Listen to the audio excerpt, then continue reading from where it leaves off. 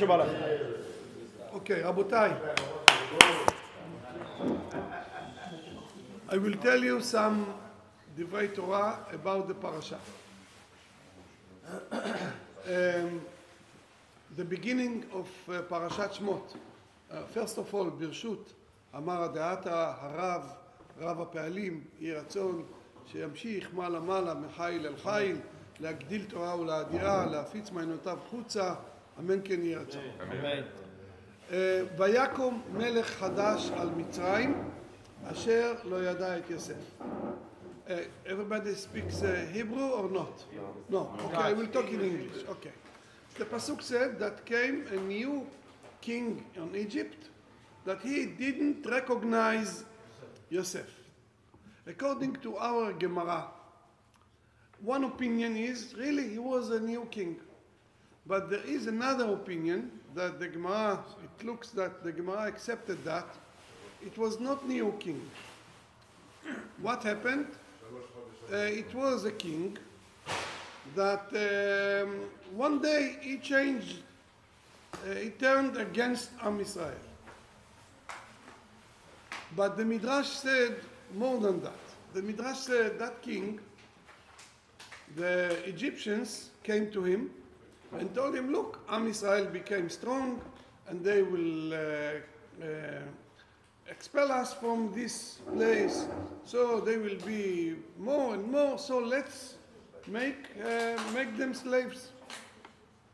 When PHAROAH heard that, he said, no way. He said, no way. Don't you remember that we are alive because of Yosef?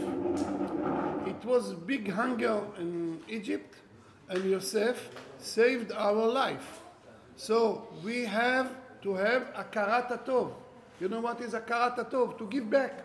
Someone did you a favor, give him back. And of course, you cannot give him bad when he gave you good. So PHAROAH said, no way. No way. I don't agree that you will touch Am Israel to do anything bad to them. When the Egyptians, the Midrash said, when they saw that, they made pressure on him and he didn't want. They made revolution. It was revolution in Egypt. They put the king down and they controlled the country and they started to make Am Israel slaves. 3 months, the Midrash said, 3 months. After 3 months, PHAROAH gave up and he joined them against Am Israel. And he became the worst. He used to bathe with the blood of babies Jewish. The worst. He became Hitler. So the Midrash tells us, Melech Hadash, that he became new. He changed completely. From good to Am Israel to the worst. Bad animal he became. So the Midrash tells us this story. We can learn from that big message. Even PHAROAH, that he was a bad animal, in the end we can see that he was a bad animal. At the beginning he thought, HAKARAT, I have to give back good to the Jewish people because Yosef. Even PHAROAH, HAKARAT. And we have to understand that if someone is a king and to lose his job, it's worse than death. If someone is a king, powerful, get respect from everyone, and to lose it, the Gemara said, there was a rabbi, Rabbi Yoshua ben Hananiah.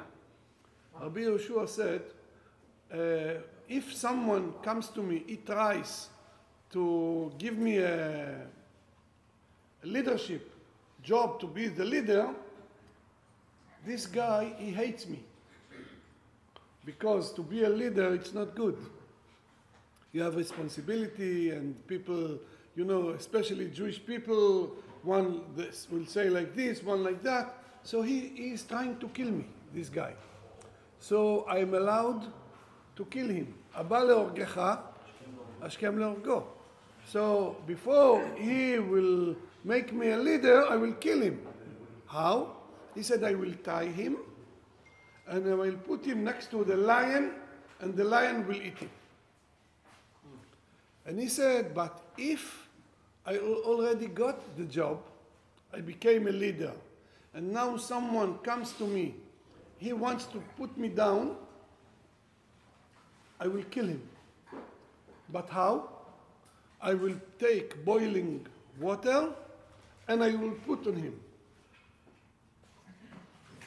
So it means Marsha, he explains, at the beginning he said, I tie him, I give him to a lion to eat him. In the end he said, I will put on him boiling water. What is worse? To put boiling water, to kill him with my hands. To tie him, to give him to the lion. Okay, I killed him, but not in my hands. The lion killed him. But to put boiling water is the worst. It means it's so difficult for a man that got a job and to lose it. He is a leader, he is a king. To lose it, that he agrees to kill in his hands, and not regular killing, not with a sword, with the strange, the worst, like Hamas. So PHAROAH, the worst man, at the beginning, he agreed to go down, not to be the king. 3 months, he was not a king. Why? Because of HAKARAT HATOV. So we have to have always HAKARAT HATOV to people that gave us good. I will tell you a story about my father. About 40 years ago, someone from my synagogue came to me and asked me to take his son to prepare him to the bar mitzvah. I said, okay. I started, and I saw the child is sad. I told him, smile, be happy, you have bar mitzvah. He said, I cannot be happy. Why? He said, my father lost all of his money. You know, in Israel it's worse than here. Here you have chapter 11, you can come back. In Israel, finish, that's it. So he said his father paid all of his debts, but he owed the bank 400,000 lirot. At that time it was big, big money. 400,000. And the bank said, you don't have to pay? Okay, we will take your apartment. So no business and not apartment, nothing. He cannot recover, so he will go to the street. He has zero. I told that story to my father. You know, this guy, he prays with us. He lost all of his money. My father, he was not a businessman. My father was learning Torah all the time. So I thought my father will call him. I will tell him, be strong, Hashem will help you, make big, big Mishe Berach, and that's it. But not.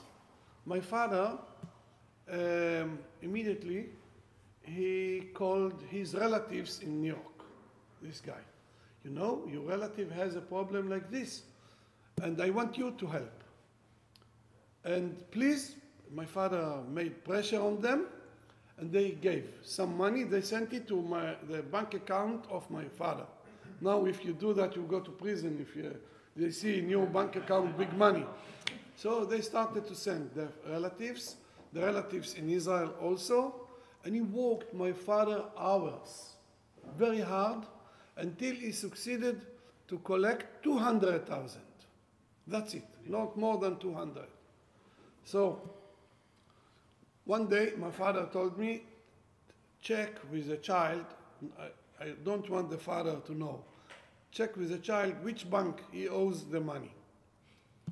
And he told me, my father called the manager of the branch of the bank, told him, he was a chief rabbi, I want to see you. The manager came, my father told him, look, it's not my business what you have with this guy. I tried to help. I collected 200,000. Now I have two options. Or to give it to you, or to take the money to give it to lawyers to fight against you. So, if you agree to take 200,000 and give up another 200, I will give you the money, it will be okay. If you don't, I don't want to give you only the half and then to... So I will take the money, I will fight against you, and trust me, you will lose. So he spoke very strong, like a businessman, tough businessman. I was very surprised. It's not my father.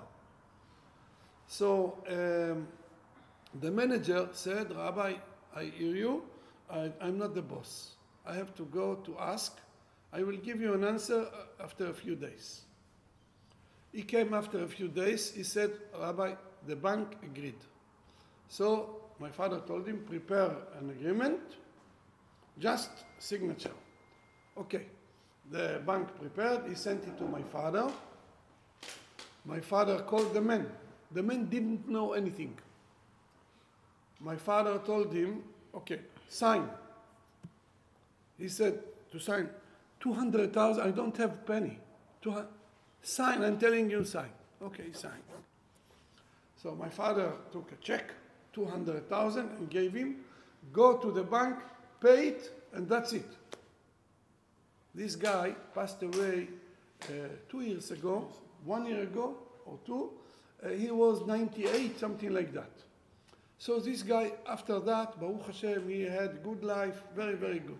The man left the room shaking and crying. He couldn't understand what happened, how my father saved his life. So then I asked my father, why did you do that? I never saw you active like that in business. What happened to you? My father told me with tears. He told me that my father, when he was 26, he went to Shlichut to Cairo, Egypt, 1947. It was 1 year before the state of Israel was established. And the Arabs hated Jewish people very much. And my father came from Yerushalayim. He grew up in Yerushalayim. So all the time they were thinking maybe he is a spy. He is an Israeli spy. He lived the top floor. On the roof, he built sukkah. They said it's a sign to the airplane of Israel. They told him, destroy the sukkah. He said, no, it's mitzvah. They took him to the court. And the judge heard the story. It was Erev Sukkot. He said, you Jew, you lie. I know that you are a spy. I give you 7 days to destroy the sukkah. My father said, okay, 7 days. Baruch Hashem, all the sukkah. So my father suffered there very much. 1950, he got a letter from the government in Egypt. You have 60 days to leave the country. And he left. He went with a ship into Italy, from Italy back to Israel. And when he came back to Israel, he was chief rabbi in Cairo, but in Israel, nothing. And at that time, 1950, most of the people in Israel were poor. And the Sephardim, they didn't have even one kollel in Jerusalem. My father, he knew just to study Torah. So he didn't have any place to go. He was sitting. He had 4 kids, and he was starving. He didn't have anything. And suddenly, one man came, the father of this guy. He came to my father. He was a rich man. He said, Rabbi, I see you don't have anything. I want to support you. My father said, no, I'm not a beggar. I don't feel good. I try to find a job to be rabbi, teacher, something.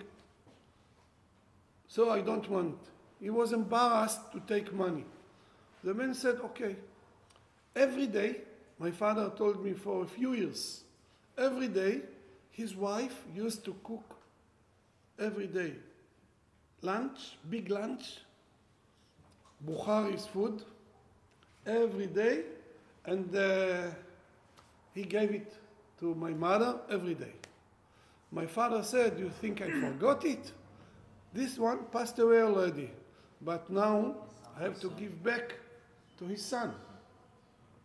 I have to give back. And Rabotai, if you do a favor to someone, maybe not immediately, after many years it will come back to you, like this guy. He even didn't know that his father did it to my father. But this was the reason to give back, HAKARAT HATOV. I will tell you another story. In the Syrian community in New York, there was a great rabbi, Rabbi Baruch Ben Haim. Everybody loved him. He used to go to the Lubavitcher Rebbe also. The Lubavitcher gave him big kavod. So he was friend of my father. They learned together in Yeshivat Porat Yosef. He was about 80, and one day he got a heart attack. Very strong heart attack. He was living in Brooklyn. So the ambulance came. When they understood the situation, they had to take him to the closest hospital. They took him to Maimonides. Maimonides, it's 10 minutes from his house. Okay, they took him to Maimonides. Maimonides, it's a regular hospital, not special, and sometimes even less than regular. So he was there with unconscious, with machines. After 2 months, the family saw that he's not going forward, and this is stable. So they asked the doctors, what can we do to make something better? They said, look, the heart now is okay, but he has big problem at his lungs. And we tried to fix it, we failed. Until now, we don't know what to do. So what will happen? They said, he will die. We have no solution. So they called someone Jewish that he has connections with all the doctors. They asked him. He said there is a Jewish doctor in Cornell Hospital. That story was about 25 years ago. Cornell Hospital. And this man is Jewish.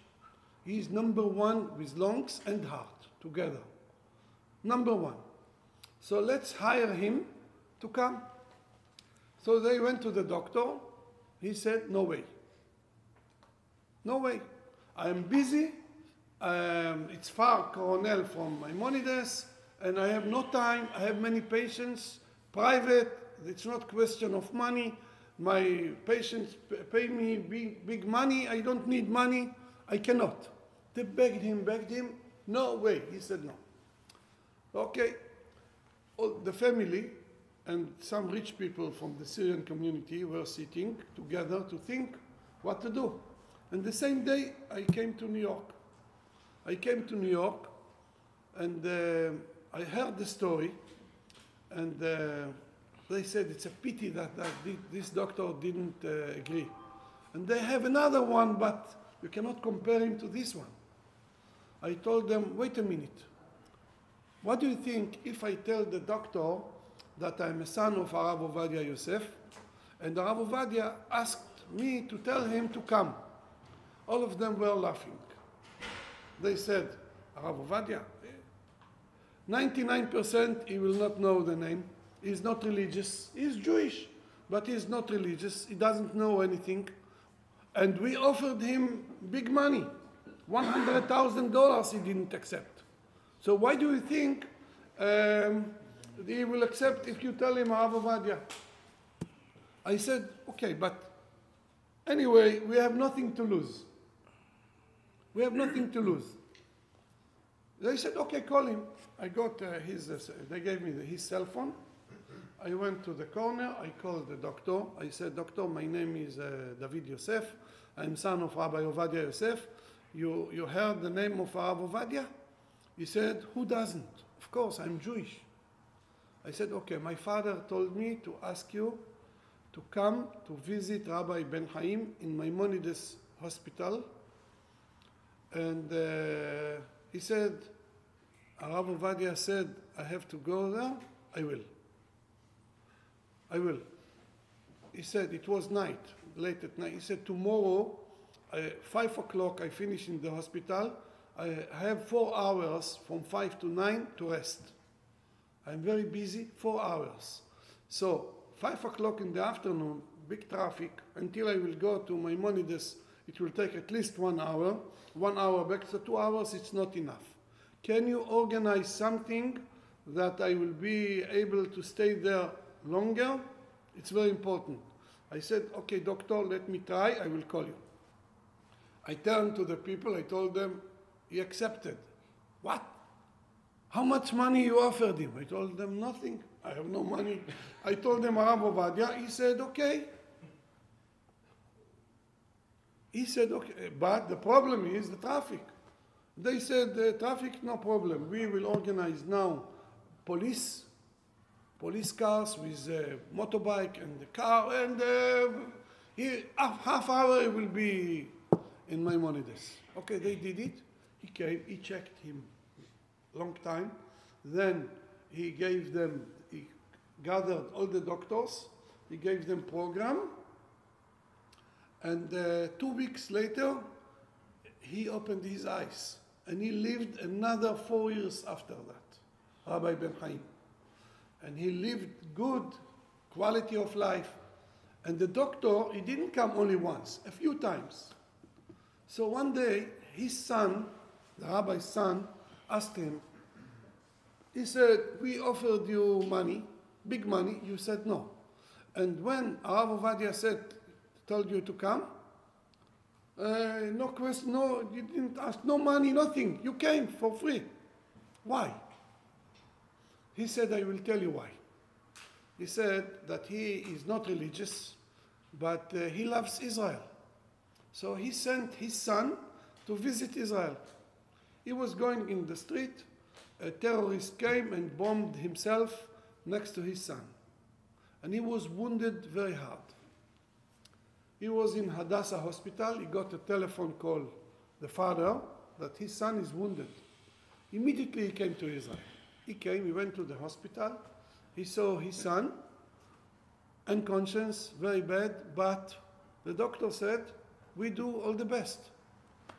And he said, I'm not religious, but in a situation like that, I'm Jewish. So I told my friends, take me to the Kotel. First of all, he went to the Kotel, he was crying. Then he said, I want to visit some top rabbis in Israel to ask for bracha for my son. So his friends took him to a few rabbis. The last one, Rav Ovadia. He said, I came. I saw an old man with dark glasses. I started to tell him in English about my son. I was crying, and somebody was translating.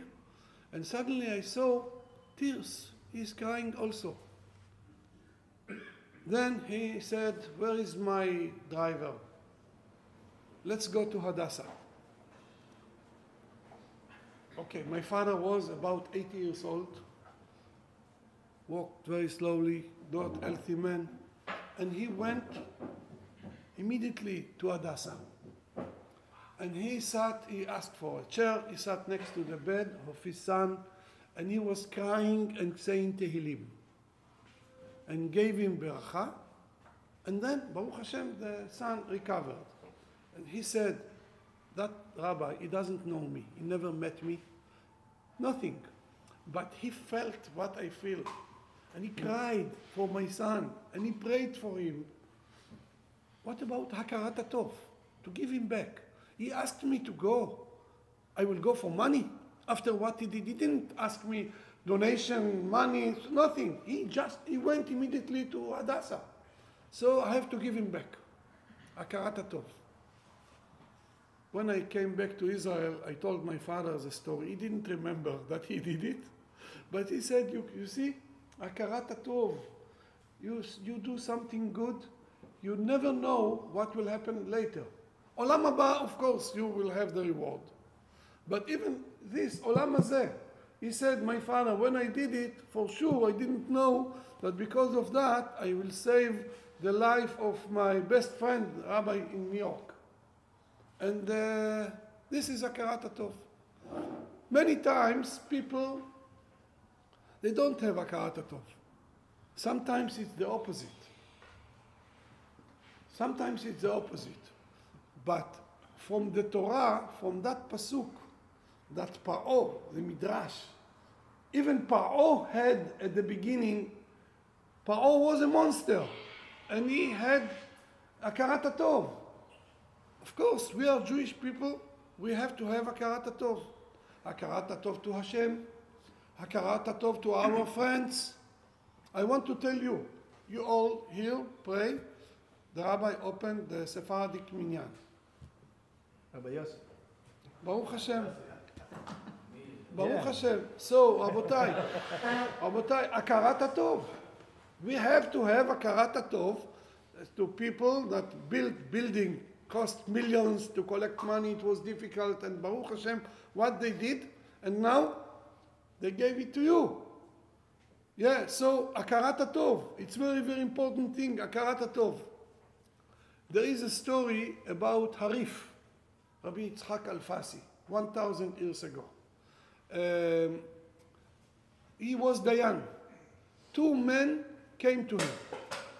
One of them was the owner of Bet Merchatz, place, shower, big place, shower, you know, hot place, very nice. So Arif went once to that place. And to enter, he had to pay. He paid. Like everyone. He paid, no discount, nothing. And when this guy, the owner of the place, came to him to Din Torah, he said, I enjoyed from his place. Even I paid, I enjoyed from him. So, if my psak din, my judgment will be against him, it's not HAKARAT HATOV. If it will be for him, maybe it's like a bribe because I enjoyed from him. So I cannot be Dayan in this case. So, HAKARAT HATOV, even he went there, he paid. But I enjoyed from him. Even he paid.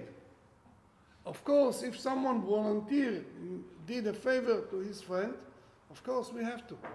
And our Parashat, Vayera, next Parashat, Moshe Rabbeinu didn't want, he told Hashem, I cannot hit the Nile. I cannot. Why? Because when I was a baby, I was hiding, my mother put me in the Nile. So the Nile, does he have feeling? Breathe? Think? No. But HAKARAT HATOV even to the Nile. And then when Hashem told him to hit the dust of Egypt, he said, no. When I killed the Egyptian, I covered him with dust, with the sand. So HAKARAT HATOV. So we can see even to domem, something not alive, it means that we have to train ourselves to have HAKARAT HATOV. I don't care if he feels, he doesn't feel. I enjoyed, Chachamim said, Bo sheshatita mimenu mayim, if you drank some water from a well, don't throw a stone to this well. Well, doesn't understand. So especially we have to have HAKARAT HATOV to each other, to love each other, to give back all the time, and if we do all the time good to each other, good, and Hashem will give us good. Hashem, we will educate ourselves, we will be good people, and we will get reward, and our reward now is to save all of Am Israel in Eretz Israel about what happened with the bad animals, I cannot call them human, bad animals, and Be'ezrat Hashem, נזכה משיח, soon, בעזרת השם, גאולה שלמה, אמן כן יהי רצון.